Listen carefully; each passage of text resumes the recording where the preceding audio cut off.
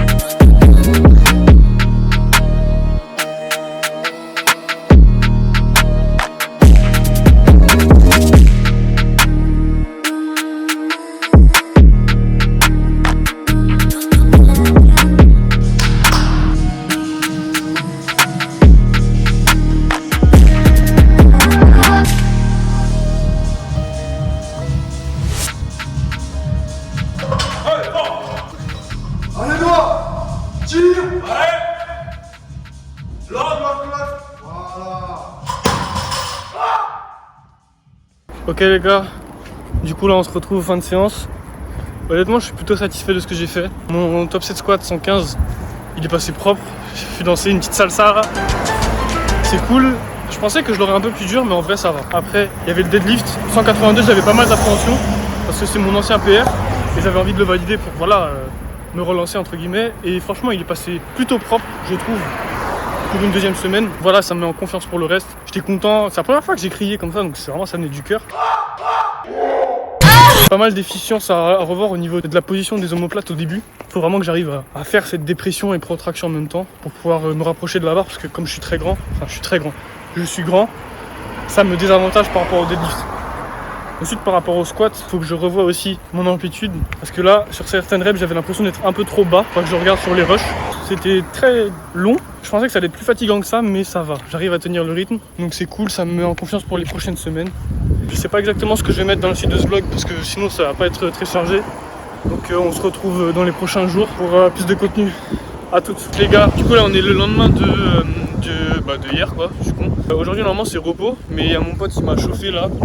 On va aller faire un petit training dans un parc de street, on va faire un truc en duo et ça va être un fort time, donc il va falloir faire un temps. Donc si vous voulez faire la séance et essayer de nous tabasser, ce qui est impossible parce qu'on est trop fort, lol.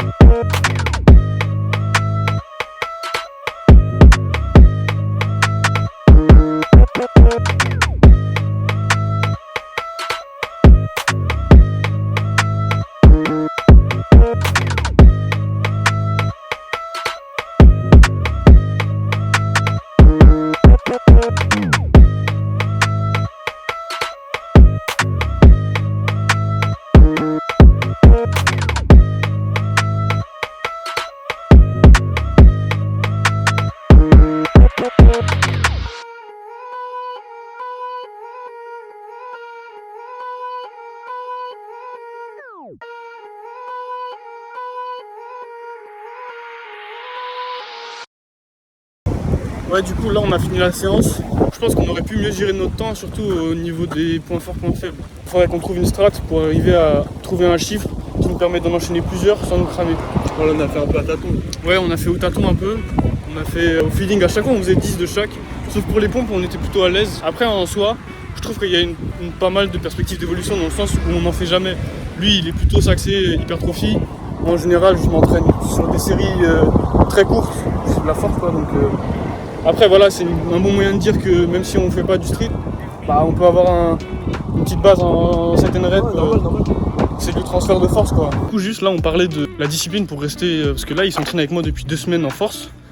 Et on parlait du fait de réussir à rester discipliné pour s'entraîner spécialement en force. Parce que esquive de la l'autre.